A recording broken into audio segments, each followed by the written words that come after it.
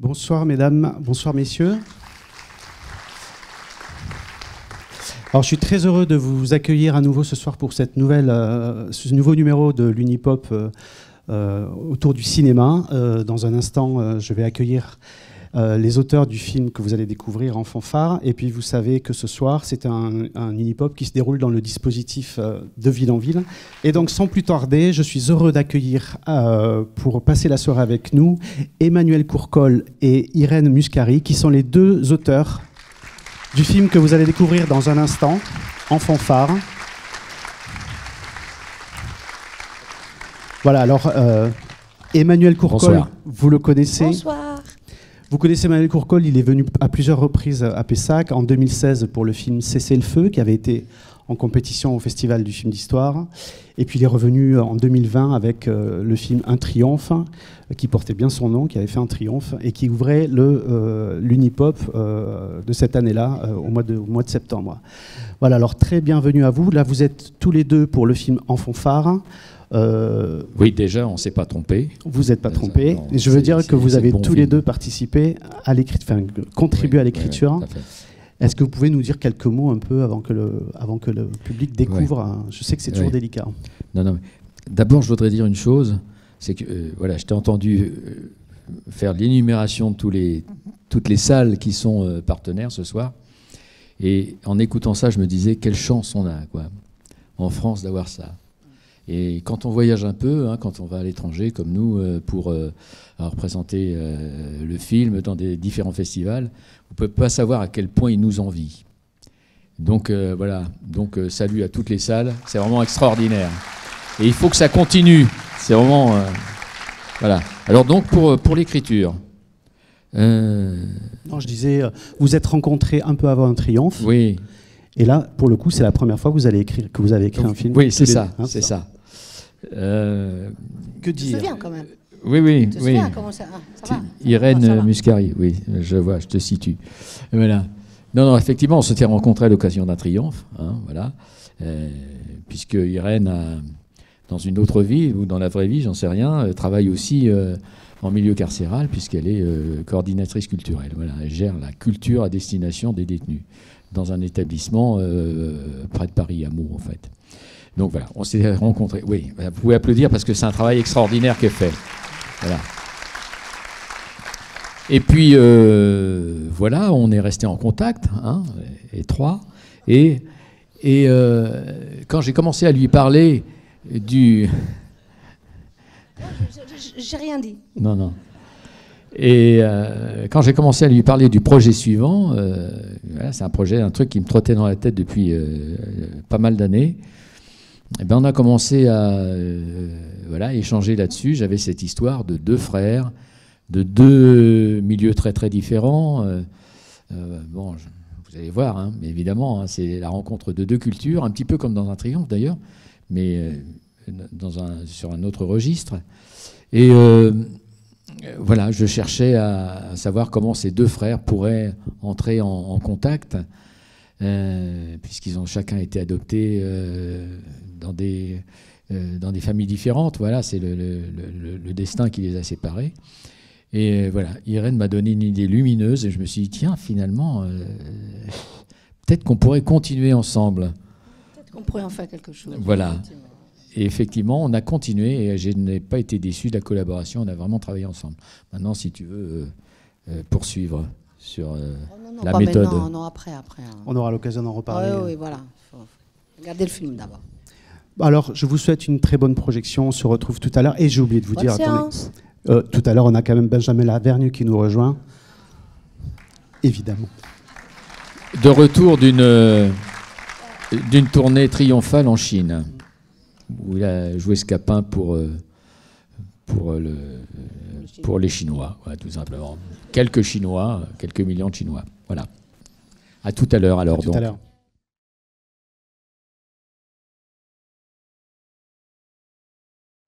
Bon, c'est pas un triomphe, mais ça y ressemble. Alors, bonsoir à tous. Et Benjamin, bienvenue. Et merci. Parce que tu n'étais pas là pour à l'ouverture. Alors, cette écriture si fine, je vais poser quelques questions et bien évidemment, je donnerai la parole à la salle et aux autres salles également. Est-ce que Emmanuel et Irène, vous pouvez nous parler un peu de cette fameuse écriture à 4 mains? Comment est-ce que les choses s'organisent pour écrire? Alors, Emmanuel, tu avais écrit ton précédent film avec d'autres personnes, Thierry Carbonnière, voilà. Carbonnière, oui. Et pour la première fois, tu as écrit avec Irène ce coup-ci. Est-ce que vous pouvez un peu nous expliquer comment les choses s'organisent entre vous deux pour arriver à ce récit-là? Déjà, des coécritures, c'est extrêmement courant, évidemment, au cinéma. Moi, j'en ai fait plein. Et à chaque fois, c'est une expérience et un attelage différent, en fait, une façon de fonctionner, suivant les personnalités, suivant ce qu'on attend de cette collaboration. Mais c'est vrai qu'avec Irène, ça a pris un tour un peu plus particulier, disons. Voilà, mais Irène, si tu veux développer. On a trouvé une méthode assez originale, apparemment. Je découvre à chaque fois que je le raconte. Apparemment, c'est très original. C'est-à-dire que nous écrivons à 4 mains en direct. Et on ne fait pas, en général, quand on écrit un scénario à plusieurs personnes, on fait des passages. C'est-à-dire qu'il y en a un qui écrit et puis passe à l'autre, qui repasse par-dessus, etc. Ça ne me convenait pas trop quand on a commencé à travailler. Je trouvais ça, je me sentais un peu seule. Moi, j'ai besoin de me confronter tout de suite et puis de vivre surtout les personnages, de vivre le scénario. C'est ce qu'on fait nous. Enfin, on vit les personnages, on parle comme les personnages. Et donc, on a trouvé cette méthode, c'est de projeter en fait le texte entre nous, au mur ou sur un grand écran, ça dépend où on est. Et donc d'écrire ensemble. Et donc en fait le texte il est là entre nous et puis nous on discute en direct, on dit il va dire ça, il va faire ça, etc.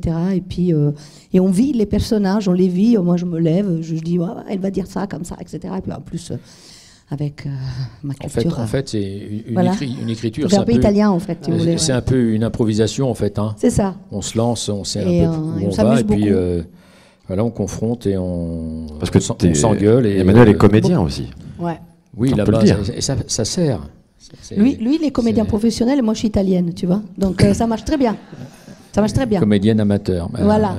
Permanente. Donc, Et être comédien, ça sert aussi après, ça sert aussi au tournage, j'imagine, d'être comédien. Ah moi, ça me sert beaucoup. Après, c'est à Benjamin de dire en quoi ça lui est utile, mais quand on est passé par là, quand on est passé devant une caméra, quand on sait ce que c'est que le travail d'un personnage, d'une situation, etc., évidemment, on est plus, je dirais, dans l'empathie avec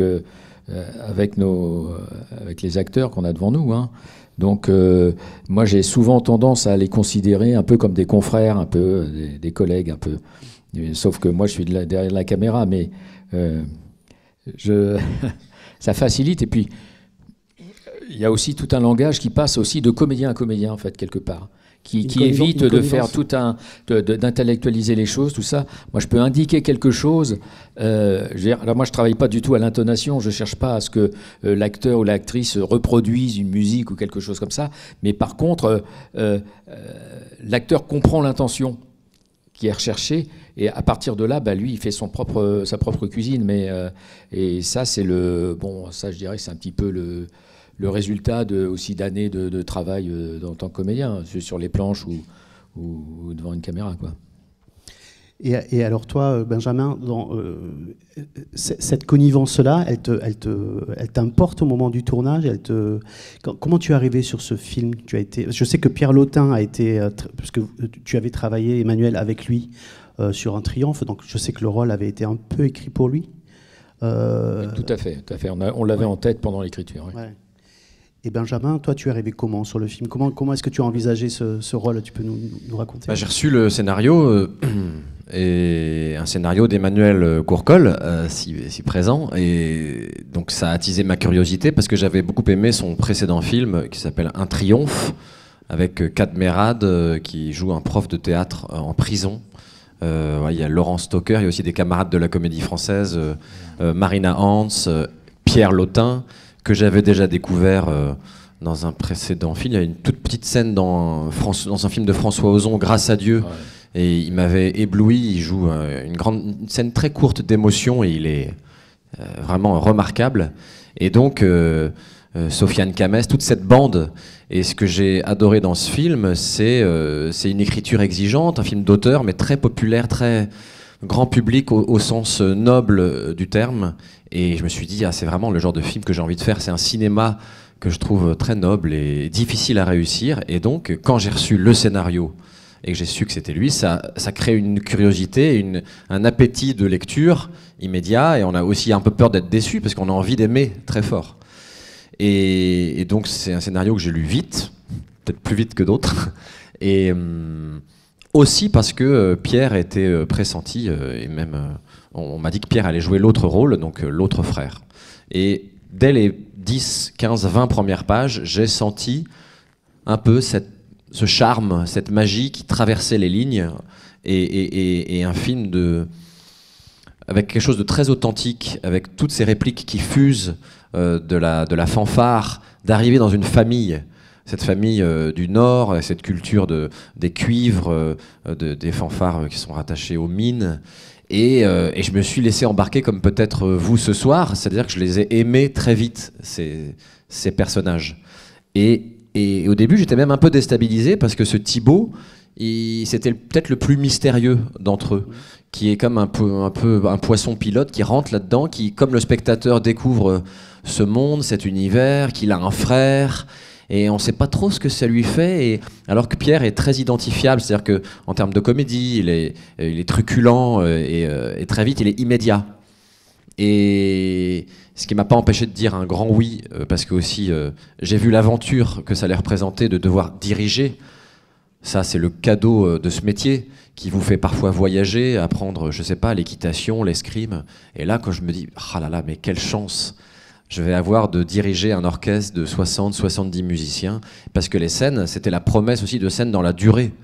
J'ai vu que ça allait être des grands moments de cinéma et qu'on n'allait pas faire semblant comme ça en 2 coups de baguette, qu'il allait falloir que je bosse comme un fou. Donc c'est un challenge, immédiatement, c'est intimidant, mais très excitant. Et puis je trouvais que le scénario était très lumineux dans ce qu'il y avait de plus beau dans une comédie dramatique où il y a l'émotion et la comédie. Et il y a une chose particulière, excuse-moi, avec Benjamin, c'est que c'est là qu'on voit c'est d'abord un homme de théâtre. Et il m'a dit, il faut qu'on fasse une lecture du scénario. Il est arrivé avec le scénario, il était gribouillé partout, il avait pris des notes partout. Mais oui. Moi j'ai l'impression que c'est normal, mais apparemment c'est non, un peu... je sais pas, au cinéma, c'est la première fois que ça m'arrivait comme ça, et on a travaillé, on a lu le scénario, on a fait une explication, voilà, tu m'as dit des petites remarques, tout ça. Enfin, il avait vraiment démonté le scénario. Et ce qui était, j'ai pas démonté ton scénario. Non, mais en pièces, il est en pièces, tu sais, sur la table. Il a remis les scènes dans un autre ordre. Non, j'ai fait ce qui me traversait l'esprit. Oui, c'était intéressant. Mais ce qui m'avait touché, c'est qu'en plus, il n'était pas du tout, et pas uniquement focalisé sur son personnage, mais c'était vraiment l'histoire. C'est-à-dire qu'il pouvait me dire, oui, alors à tel moment, à tel personnage, etc. C'était un intérêt vraiment, je dirais, pour l'ensemble du film. Et moi, ça m'a beaucoup touché. Je me suis dit, voilà, c'est quelqu'un qui a un ego bien en place, au bon endroit. Et le fait que Emmanuel soit comédien aussi, c'est vrai que on est un peu des animaux, on se comprend un peu. Et donc, je me suis aussi dit que je pouvais me l'autoriser en tâtonnant, c'est parce que, pour moi, travailler avec un metteur en scène, c'est engager une conversation. C'est collaborer. Et c'est pas mettre le verre dans la pomme ou mettre le doute. C'est au contraire, c'est dire j'aime, mais est-ce qu'on peut pas trouver autre chose ou enrichir. Enrichir. En tout cas, mettre, moi aussi, si Emmanuel m'a choisi, c'est de me dire est-ce que je peux mettre un peu mon grain de sel, mais ouais. Tu l'as mis ton grain de sel. Ouais, je l'ai mis. J'ai mis le grain. Non, mais c'est ça, c'est collaborer. Ouais, c'est pas juste être un pion ou un interprète. Parce que parfois on se pose la question de la création. À quel endroit l'interprète, l'acteur, il est créateur? Et à quel endroit il est pas juste un corps et une voix et puis qu'on met là et on n'est pas Mais c'est ça qui est très en France, agréable. il y a le chef, c'est quand même le metteur en scène qui en plus est le scénariste avec Irène. Et moi, j'adore ça, et c'est ça que j'ai aimé avec Emmanuel. C'est que cette fameuse lecture a confirmé mon envie de se dire ah, ça va être une aventure géniale parce que il va m'embarquer dans cette histoire et on va chacun apporter sa petite pierre. Mais c'est ça qui est intéressant d'ailleurs. Enfin, pour moi, ce qui m'intéresse, c'est que c'est quand je vois un acteur qui fait œuvre de création tout d'un coup, qui me surprend, et je me dis, tiens, c'est encore mieux que ce que j'imaginais avec lui. Alors évidemment, Benjamin ou Pierre, moi je les connaissais, donc on projette quelque chose, on projette un type de comédien dans un personnage, des situations, et puis en fait, quand on est vraiment sur le plateau, que ça commence à jouer, là, on se dit, tiens, ah ça, il a trouvé un truc, j'aurais pas pensé à ça. Et ça c'est très très bien. Et c'est pour ça, et c'est ça qui me plaît justement. Bon, travailler avec Benjamin, c'est quelqu'un qui est inventif et qui a de la fantaisie et qui propose. Et en même temps, qui sait très bien, parce qu'il a la pratique du texte et des grands textes, et qui sait très bien aussi rester. C'est pas n'importe quoi. C'est toujours dans le sens du texte, du personnage, de la situation, quoi. Et puis après, on peut terminer, mais on peut dire aussi que t'es l'arbitre des propositions. Il y a eu des stops. Il y a eu des stops. Non, Benjamin, non. Non, là, il faut quelques stops. Fais-moi confiance, parfois. Stop, ça va trop loin, là, arrête les grimaces. Je crois pas. Donc, et ça fait du bien aussi quand quelqu'un... c'est comme quand un enfant vient solliciter un peu l'autorité. On a besoin de non, parfois. Et voilà. Donc parfois, j'étais un petit peu... bon, ok, très bien. Je te fais confiance. Bon, finalement, ça. Là, quand je vois que les gens se lèvent, je me dis bon, bah t'as peut-être pas merdé complètement. Je me dis. Moi, la première fois que j'ai vu le film, j'étais assez stupéfait par la précision du film, par la rapidité, par l'économie de. J'ai compté en 5 séances à partir du générique en moins de 10 minutes. Hein.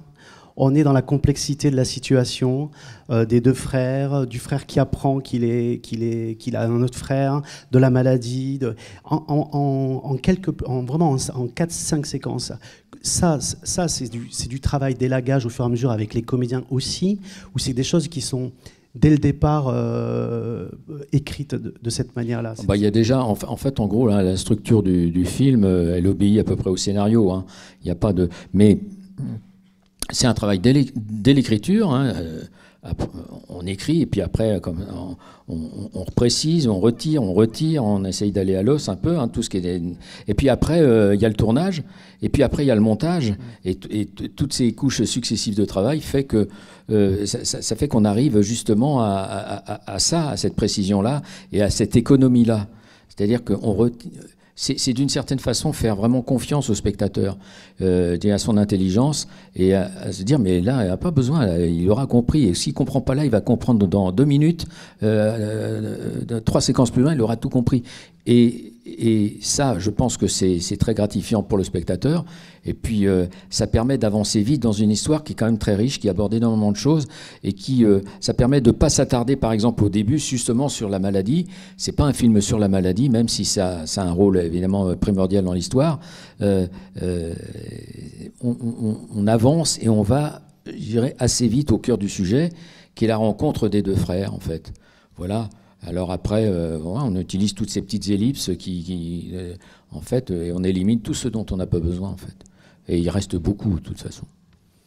Et le ton du film est très complexe, particulier. Entre, on pense un peu à la comédie sociale anglaise, mais vous abordez des thèmes. Alors, la maladie n'est pas le centre du film, mais elle est quand même là. La paupérisation de certains territoires, c'est là. La délocalisation, c'est là. Et en même temps, on rit beaucoup. Pourtant, comment vous arrivez à tenir ce ton-là je crois que c'est une histoire de nature aussi. Nous, on fonctionne comme ça avec Irène. Et puis, la référence à la comédie sociale anglaise, moi, c'est quelque chose qui me plaît beaucoup. Évidemment, moi, j'ai beaucoup d'affinité avec cet univers-là. Voilà, que vous avez pu voir avec soit Ken Loach, soit les grands films un peu cultes comme The Full Monty, ou je sais pas, Billy Elliot et d'autres, plein d'autres en fait, et qu'à chaque fois on dit en France on sait pas faire ça. Bah tiens, si, la preuve, on peut y arriver, mais à la française. Et je dirais que c'est aussi en partie pour ça que le film se situe dans le nord de la France, parce qu'il y a un paysage qui est quand même voilà, qui nous rappelle aussi ces pays miniers d'outre-Manche, hein, et puis aussi ces communautés ouvrières, populaires, etc., où joue beaucoup de solidarité, etc. Et donc, voilà, moi, ça ne me déplaît pas du coup. Je suis très, très flatté quand on me dit « Ah, tiens, on dirait une comédie sociale anglaise. » Il y a pire comme référence. Hein, il y a pire quand on parle de Ken Loach. Bon, en toute modestie et très humblement, je me dis, bon, ça pourrait être pire, hein, quand même. Hein. Voilà. Donc, voilà. Et Benjamin, avec Pierre Lautin, comment vous vous êtes trouvé, comment vous avez travaillé ensemble? Parce que vous avez des scènes magnifiques, évidemment. Dès la première scène, la rencontre chez Claudine. Et moi, je me suis dit, quand même, c'est super subtil dans le jeu, pour tous les deux. Et en même temps, c'est très gratifiant parce qu'il n'y a rien qui est perdu au montage de vos regards, de ce qui se dit. Comment vous avez travaillé avec Pierre, par exemple? J'ai compris la bête. J'ai compris. Non, mais Pierre, ce qui est génial, c'est là que c'est chouette au casting, c'est qu'on s'est un peu, on se connaissait pas et on s'est un peu reniflé, quoi. Et la tendresse que on l'a mise aussi pour nous, enfin comment dire, pas au bénéfice, mais à contribution, parce que une des choses qui me touche le plus dans le film, c'est comment on se regarde entre les lignes aussi. C'est comment on s'aime de plus en plus, et moi, Pierre, j'ai une tendresse pour lui, une admiration aussi comme comédien, mais on n'est pas les mêmes, quoi. Même dans notre rapport au langage, par exemple, il a quelque chose d'assez un peu instinctif, il parle vite, il est un peu ours, et puis moi, c'est vrai que j'ai pas le même parcours. Alors, adolescent, on me comprenait pas, je parlais trop vite, et puis avec le théâtre, j'ai fait donc une formation assez classique de cours Florent, du conservatoire et maintenant la Comédie Française. Et puis peut-être que je viens d'un milieu un petit peu plus bourgeois que Pierre, qui vient d'un milieu un peu plus populaire. Donc, ça fait pas de nous les personnages, mais ça fait aussi une rencontre. Et ça, c'est à contribution du film, c'est du plus, c'est du temps de gagner. C'est comme quand... Excuse-moi, juste pour dire que tu te souviens évidemment de la première fois où on s'est rencontrés ensemble, je vous fais rencontrer, on est allés déjeuner ensemble, et moi, je vous avais tous les deux en face de moi, vous avez commencé à parler ensemble et tout ça, je les voyais, comme tu dis, se renifler un petit peu, et puis très vite, comment trouver des terrains d'affinité, s'amuser. Et moi, je regardais ça, je me disais, ah c'est bon, là, je crois que je les ai, les deux frangins, là, vraiment, je les avais, j'étais sûr de mon coup, là. Les deux rats de laboratoire, c'est le chimiste, il nous fout, puis il dit, ah c'est bon, ça marche. Non, mais c'est vrai, c'est ça aussi qui est beau dans ce métier, c'est comment on se rencontre, et puis ce qu'on perçoit à l'image de cette rencontre, et aussi Pierre, il est très client et il est très friand de se parler des scènes, et de la musicalité des scènes, et de comment avec ces 10 répliques, qu'est-ce qu'on peut faire si on les dit plus vite, si on les met avec un la bémol ou un si. On parlait vraiment de dis-le comme ça, non. Puis la veille dans la chambre, parfois quand on était à Lille, on se faisait les scènes, on n'avait pas peur de les répéter. Et ça, moi j'adore, parce que ça fait une matière comme un artisanat, quoi. On peut refaire. Et puis on arrivait avec nos propositions parfois, et puis Emmanuel nous disait oui, ça non, et on avait beaucoup de bienveillance et de respect l'un pour l'autre, et ça nous a servi, je suis sûr, au tournage, avec Sarah qui est formidable. Parce que c'est un trio, on est un vrai trio, quoi. On s'est vraiment bien aimé. Et donc on n'a pas besoin de mentir en promo quand on dit ça. Oui, et ça, c'est agréable. Et c'est vrai que par rapport à Pierre, je rajouterais que Pierre, il m'a bien eu quand même, parce que je connaissais sa nature et ce côté, je dirais, animal, entre guillemets, mais comme ça, spontané, un peu brut aussi. Et en fait, j'ai découvert... Après, alors j'étais déjà content au montage de ce que je voyais, mais en plus au montage, et en revoyant, évidemment, on a le nez sur les séquences, sur les plans, etc. Et là, je me disais, ah là, quand même, il y a cette subtilité-là que je n'avais pas vue, parce que c'était super fin et tout. Et ça, c'était le grand plaisir aussi, de découvrir aussi ce travail-là qu'il avait fait avec Benjamin, vraiment le fond de l'œil, quoi, quelque chose qui vient une petite vibration comme ça, 3 fois rien qui nous emporte. Et comme anecdote, même quand on s'est retrouvé à 4 mains au piano, bah ça c'est arrivé en fait, c'est vraiment arrivé. Il m'a dit bah moi je suis musicien, moi je dis ah bah moi je fais illusion un peu, je connais une petite gamme de boogie woogie que mon frère m'a appris et que je faisais chez moi quand j'étais ado. Et lui il me dit ouais moi aussi je sais pas lire les partitions mais j'improvise un peu. Et en fait il est hyper doué. Fort, ouais. Il est hyper doué et tout ça. Et donc les premières fois qu'on s'est retrouvés là, on était là à 4 mains, tu fais ah putain enfoiré, t'es bon. Ah la vache, je sais pas, ça faisait penser à on n'est pas dans Délivrance, je sais pas si vous vous rappelez de ce film Délivrance, le duel au banjo là. Alors je sais pas qui a été l'handicapé, mais non mais je blague, mais parce que pour moi c'est des moments, c'est des promesses aussi de moments de cinéma. Alors on a tourné ça comme ça, on a essayé de régler, on avait des petits rendez-vous. Mais ça, on s'est servi du réel pour.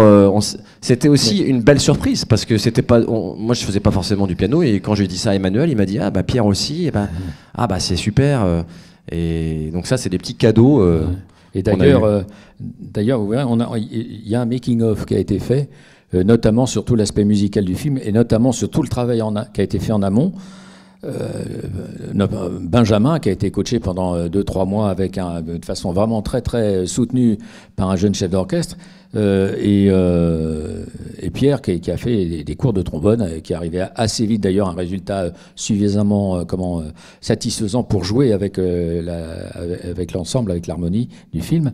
Mais vous verrez, ça va être diffusé. Ça, vous pourrez trouver ça en ligne dans les semaines qui viennent, et vous pourrez voir les premiers essais des deux là au piano et comment ils se sont amusés, comment ils se sont trouvés là-dessus au piano. Donc voilà, je vous le conseille, ou simplement ayez l'œil. Ouais, parce que c'est un peu intimidant de jouer un chef d'orchestre quand on ne sait pas lire une partition. Parce que moi, je ne sais pas lire une partition, toujours pas d'ailleurs. Mais tu fais tellement bien l'illusion. Voilà. Ce qui compte, c'est l'illusion. Je ne devrais pas vous dire tout ça. Nous voulons te le dire, les coulisses.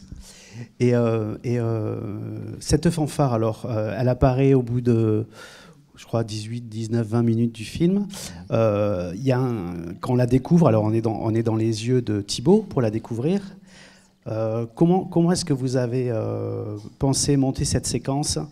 Il y a un vérisme qui se dégage de chacun des personnages, de tout ce qui se passe là à l'écran. C'est des choses qui ne sont pas que écrites en amont, j'imagine ? Non. On se nourrit du réel, on se nourrit des hasards aussi et des rencontres, et notamment le travail qu'on a fait avec l'harmonie, fanfare, alors on dit fanfare, mais bon, ça regroupe aussi tout ce qui est harmonie et tout ça, du film, donc l'harmonie de l'Alain, qui est un village, enfin une petite ville à côté de Douai. Ça, avec Irène, on est allé en repérage d'écriture, rencontrer quelques fanfares, et on est tombé sur eux. C'est les premiers qu'on a rencontrés. Et en fait, je dirais qu'on est rentré dans le film d'un seul coup, quoi.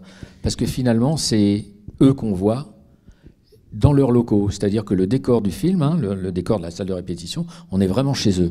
C'est-à-dire que la séquence d'arrivée de Thibaut au milieu d'une répétition comme ça, nous, on l'a vécu en direct avec Irène, parce qu'on avait pris contact avec eux et ils nous a dit bah, venez nous voir, voilà. Donc on est arrivé. Tu te souviens comment c'est fini ? Je suis pas au courant. Devinez, comment c'est fini comment ? Bravo. Bon apéro. L'apéro. Comme dans le film. Mais pour de vrai. Voilà. Et on a eu cet accueil aussi chaleureux et très simple. Et quand on est revenu, je suis revenu après, on est revenu pour dire on aimerait bien travailler avec vous. Ils ont lu le scénario, ça leur a plu. Et en lisant le scénario, ils nous ont dit c'est marrant, c'est comme nous en fait. Nous c'est pareil, on a perdu notre chef. C'est pareil, les problèmes avec la mairie. Alors pas l'actuelle mairie, mais voilà, c'est le quotidien de ces associations en général et des fanfares. Donc voilà, et c'est vrai qu'on s'est nourri au plus près. Il y a un côté quand même documentaire dans le film. Et le gros de la troupe de l'harmonie, c'est eux-mêmes, dans laquelle on peut retrouver il y a quelques acteurs, Jacques Bonafé, comme Jacques Bonafé et d'autres, Charlie Nelson, Charlie Nelson, etc., et qui sont tous instrumentistes, c'est-à-dire qu'ils ont vraiment joué ensemble, c'est-à-dire qu'ils font pas semblant. Et donc c'est ce qui fait que aussi très vite, au bout d'une journée de tournage, la fusion s'est opérée et voilà, j'avais à faire la vraie fanfare de Wallincourt en fait. Hein.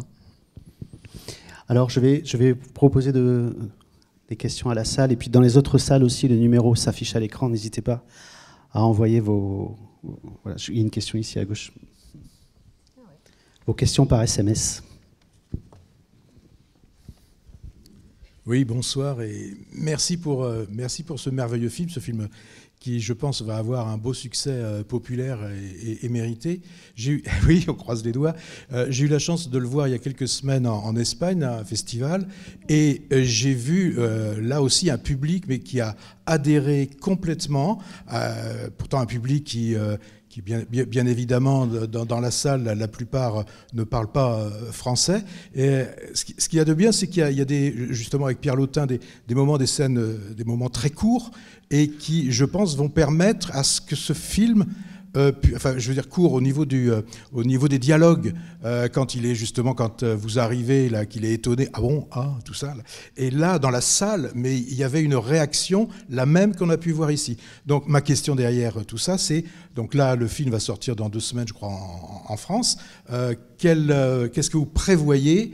Et est-ce que vous avez fait des tournées en Europe, ou est-ce que vous avez prévu une promo en dehors de la France? Voilà ma question. Alors déjà, en dehors de la France, le film a fait quelques festivals. Je pense que vous étiez à San-Sébastien. Voilà. Bon, d'ailleurs, le film a eu le prix du public là-bas. Et juste après, on est allé à Namur, festival du film francophone de Namur, où on a eu le même accueil, vraiment extrêmement chaleureux, où il a eu aussi le prix du public. Voilà.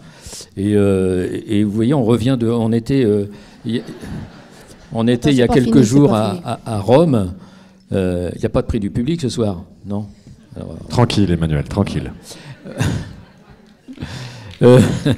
Voilà. Non, mais pour dire qu'on était à Rome il y a quelques jours avec Irène, où on l'a présenté dans le cadre du Festival de Rome aussi, et on a exactement le même accueil, effectivement. Bon, il y a une dimension évidemment universelle, et puis avec la musique, et puis aussi que les fanfares sont partout, je dirais, en Europe. Hein. Alors, il n'y en avait pas à San-Sébastien, mais il y en avait à Rome. Ils sont venus jouer après le film. Il y en avait aussi à Namur. On a été accueillis au cinéma avec une fanfare. Donc, voilà, ça parle à beaucoup de gens. Et voilà, il sort le 27 novembre ici en France, et il va sortir, par exemple, en Italie, le 5 décembre dans la foulée. Et donc, voilà, après, il a été largement vendu. Il va sortir, je vais aller à Berlin tout début décembre, etc. Donc, oui, le film parle à beaucoup de gens. Ouais. Je précise qu'on aura une séance avec fanfare le vendredi 29 novembre à Pessac. Les saltimbanques, qui certains sont dans la salle là-haut, je crois. Salut les saltimbanques. Allez, un petit air, non? Est-ce que vous vous êtes reconnu un peu dans ce film? Ouais, je vois un pouce levé, donc ça devrait être bon.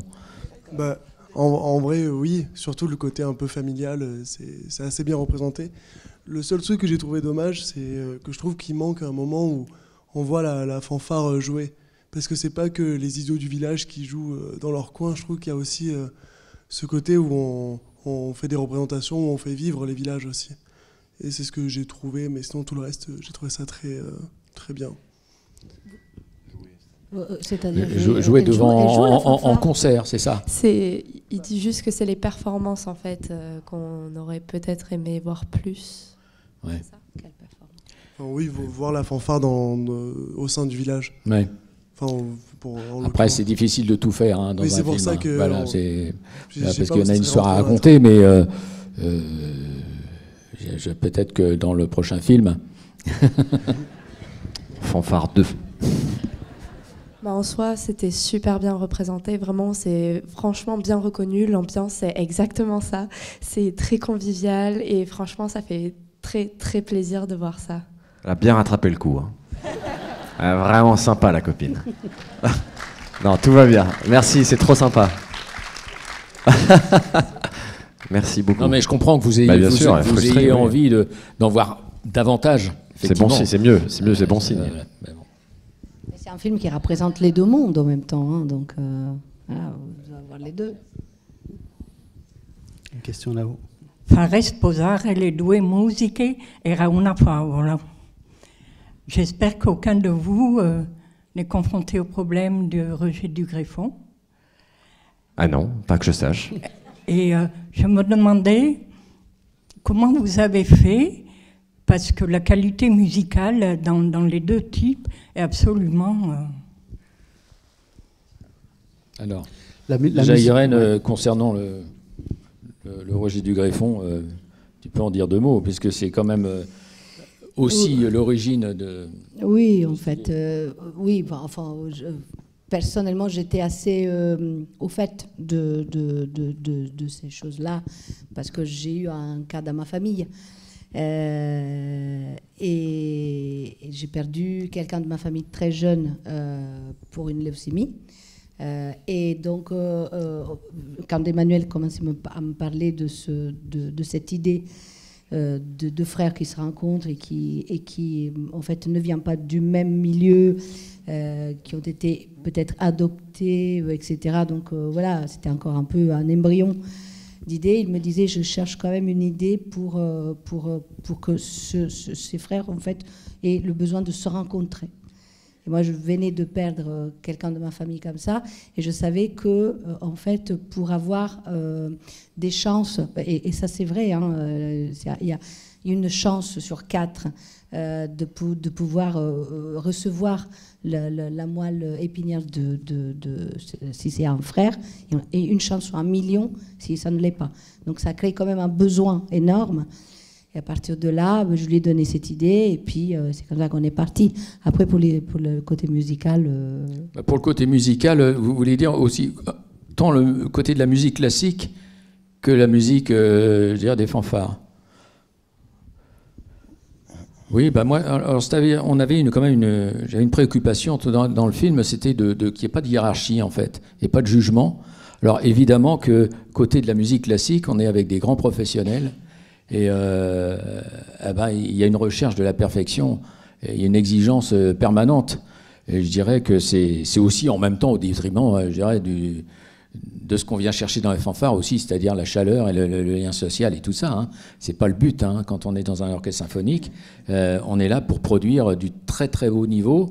Et d'ailleurs, l'orchestre... Alors c'est un orchestre qui a été constitué pour le film, parce que c'était vraiment trop compliqué de travailler à un orchestre déjà constitué, comme on avait pensé à l'Orchestre National de Lille ou à l'Orchestre National d'Île-de-France, par exemple, mais c'est des orchestres qui ont des agendas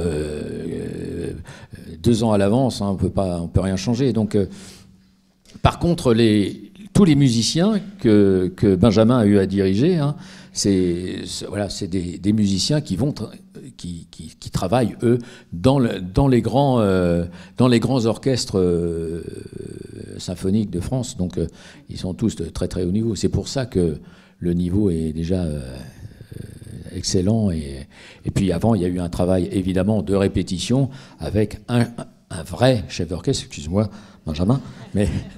Un vrai chef d'orchestre qui ne faisait pas illusion, mais qui travaillait réellement.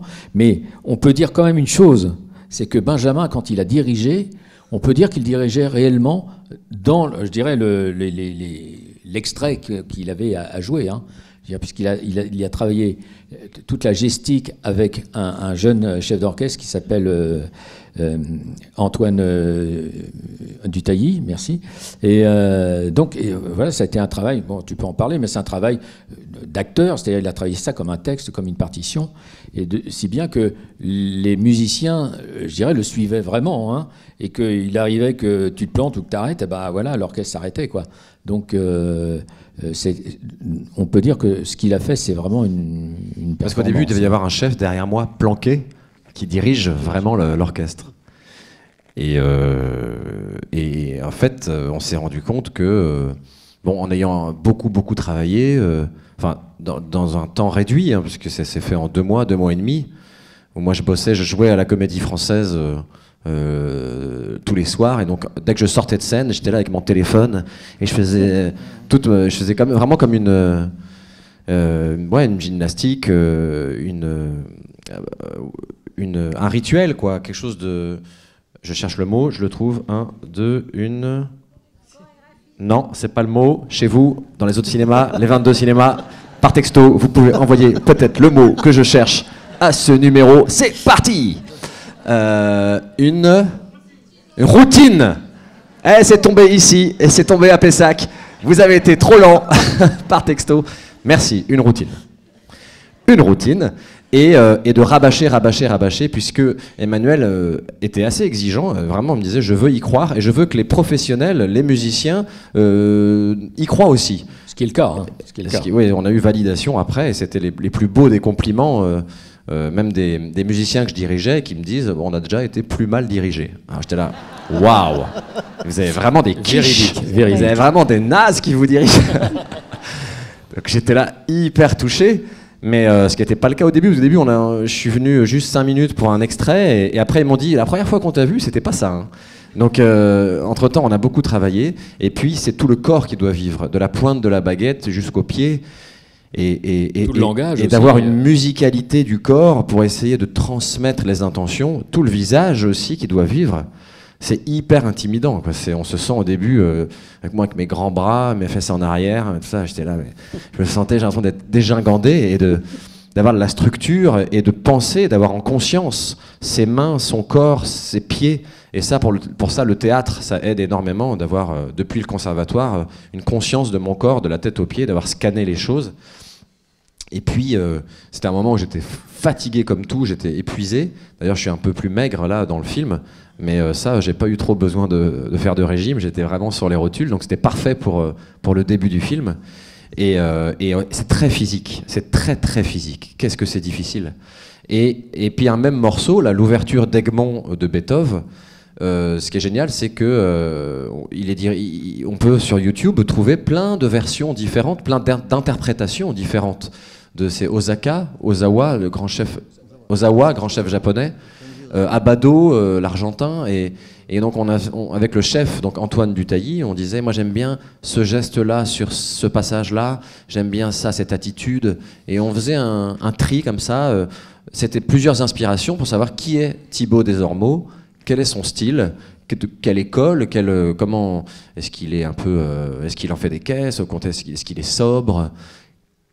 Il fallait construire tout ça. Donc on en a bouffé beaucoup des vidéos de chefs pour apprendre ce métier qui est une vocation, une passion, mais qui est très exigeant et difficile. Et donc on faisait des petits ateliers, parce qu'il y a plein de moments musicaux dans le scénario, et donc on lançait les chantiers. Donc moi, chez moi, je me filmais, et puis j'envoyais les vidéos à Antoine, qui me faisait des retours, et puis à un moment donné, on avait rendez-vous avec le chef, avec Emmanuel, et on lui présentait le travail. Et puis Emmanuel, il était comme ça, ouais. Et moi, j'étais là, putain, il aime pas. Et il dit, non, je suis concentré. Et j'étais là, ouf. Et j'adorais qu'il soit dur. Mais dur dans le bon sens du terme. C'est-à-dire, on n'y est pas encore. Donc, on retournait au charbon. Et puis, on rebossait sur... c'était 1 minute, parfois 1 minute 15, de tel passage. Et puis, il y avait les Hébrides de Mendelssohn. Il fallait lancer le chantier. Et puis, le tournage a commencé. Et puis, on a commencé, en plus, direct par ces grandes séquences d'ouverture. Les séquences d'ouverture du film sont les premiers jours de tournage. Et au fur et à mesure de la journée, je me sentais de mieux en mieux. Donc ça, c'est un peu technique, mais il a commencé, c'était très malin, à filmer d'abord les musiciens, pour que moi, dans le contre-champ, je me chauffe, puis je devienne de plus en plus à l'aise. Et puis c'est très troublant d'avoir 70 musiciens qui vous regardent et qui se disent, alors, Laverne, est-ce qu'il va être crédible en chef ? J'étais là, j'avais l'impression d'être un imposteur parfois, parce que je les arrêtais, je faisais non stop, là t'es un petit peu trop staccando, tu vois plus d'intensité, et eux ils me voyaient et je voyais dans leurs yeux qu'ils disent le pauvre. En fait c'était mon premier public, c'était vraiment mon premier public, et c'était un public où je voyais forcément dans leurs yeux qu'ils me jugeaient la performance d'acteur, et ça c'est hyper bizarre. Mais ils ont été très très bien parce que... Ouais, ils ont été bienveillants. Parce qu'ils ont été bienveillants et en plus ils ont joué le jeu. C'est-à-dire que c'était pas évident. Eux n'ont absolument pas l'habitude de ça. De refaire en permanence. Et puis d'être filmés, c'est-à-dire qu'on les voit. Il y a plein de gros plans sur eux. Hein, moi, j'aurais demandé de jouer des réactions, qui soient attentifs au chef. Quand il a un malaise, faut une réaction, tout ça. Et ils ont été vraiment très très bien, quoi. Et à la fin des bonnes prises, en effet, ils tapent avec leurs pieds comme ça, ou leur archet sur les pupitres. Et j'étais fier comme un coq. Non, mais c'était. Et puis moi, j'étais ému par la musique. Et donc, dans ces moments-là, il faut se dominer. Parce que j'avais l'impression de vivre un truc fou, de conduire une Formule 1. J'étais là, et donc j'avais aussi moi des émotions, et alors que c'est censé être mon métier et que c'est normal. Et mais moi, il ressemble des émotions aussi. Ouais, et donc ça a été une expérience unique. Mais à la fin, ouais, on est rincé, mais heureux. Puis on refait sous tous les axes. Alors, je sais pas s'il y avait 2 caméras, je suis pas sûr, mais le fait de refaire. Et alors, tu dis qu'il n'y a pas de hiérarchie dans la musique, mais il y a quand même la musique, elle caractérise les personnages. On a l'impression qu'il y a Beethoven, Bartók pour Thibaut, et puis Mahler ou Lee Morgan pour Jimmy. Non, mais là, il n'y a pas. C'est-à-dire que Mahler, c'est un morceau d'audition, donc il est vraiment là tout d'un coup dans l'univers du classique. Hein. Sinon, Lee Morgan et tout ça, c'est justement le point de connexion entre les 2 frères qui se découvrent tout d'un coup une passion commune pour le jazz. Parce que le jazz, c'est la rencontre entre la musique classique et la musique populaire. Oui, ça. Donc c'est sur ce terrain-là qu'on les a fait rencontrer. Ouais. J'ai une question.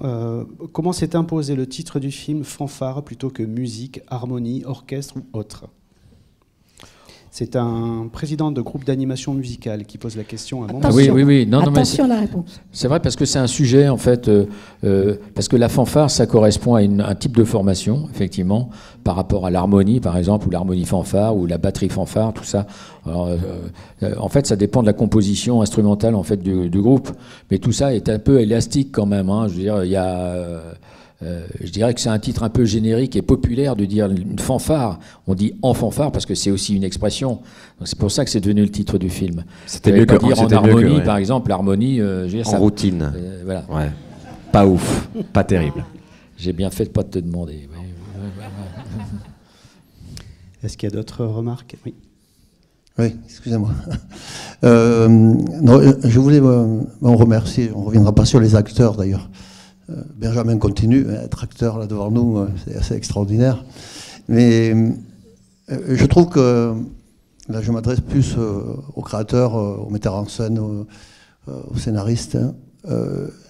Vous êtes un petit peu modeste, peut-être sur la portée de ce que...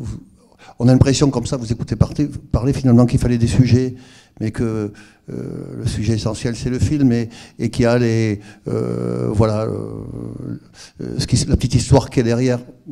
Moi, ça m'a renvoyé à beaucoup de choses très émouvantes, à d'autres films. Bon, on a parlé le cinéma anglais. Moi, j'ai vu Les Virtuoses de Mark Herman avec des mineurs de fond, des gars de 70 ans qui pleuraient en sortant du film.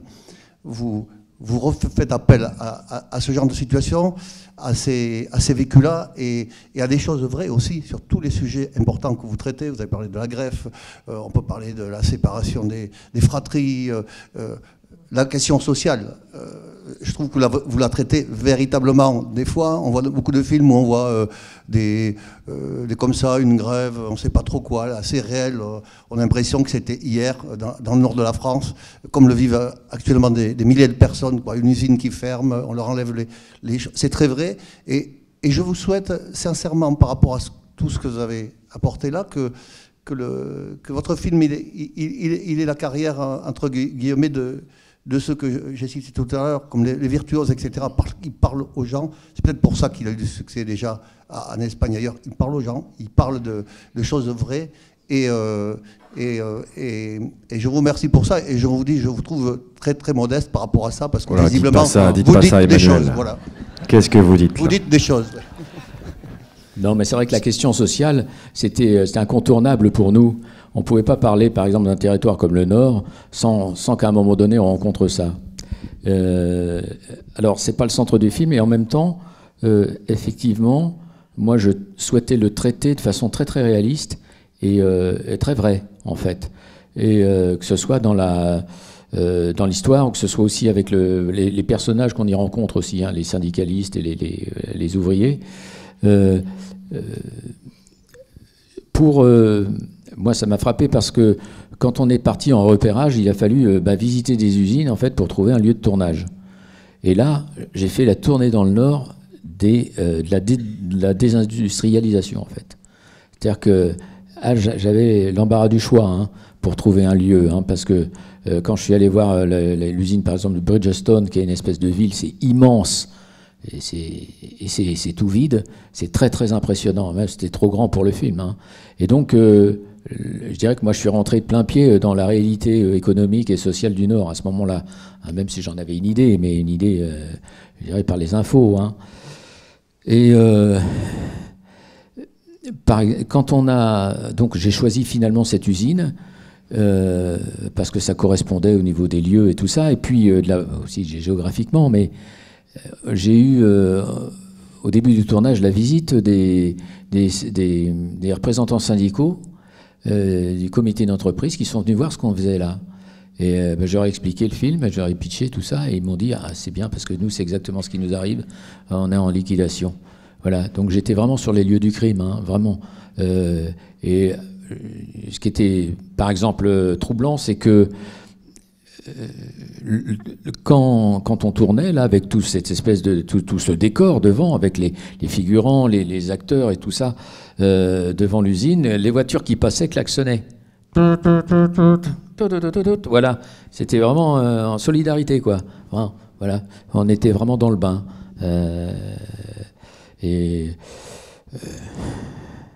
Vous faites référence aux Virtuoses, évidemment, c'est un film de référence, et puis ça raconte ça aussi, ces luttes, les fermetures des puits et tout ça, ce qu'ils ont vécu aussi dans le Nord, hein. Je veux dire, c'est une réalité. Je crois que si on n'avait pas parlé de ça, on aurait vraiment trahi. On aurait vraiment trahi quelque part ce pays-là. Et moi, les retours que j'ai, alors plus spécialement des gens du Nord, parce qu'ils sont directement, je dirais, mis en scène dans le film, ces retours qui me touchent, qui nous touchent, c'est dire, c'est nous, vous ne nous avez pas trahis. C'est vraiment notre vie. Voilà, entre autres, fanfare, usine qui ferme, et puis chaleur humaine, etc. Toute leur vie, quoi, tout simplement. Et puis j'ajouterais aussi qu'on ne peut pas traiter la question sociale sans traiter la question du déterminisme social. C'est-à-dire, quelle est ta vie si à 3 ans on te met au piano ou à 3 ans on te met dans une famille d'accueil. Et ça, c'était très important de la traiter, pas de manière... voilà, moi aussi je cherche un mot maintenant.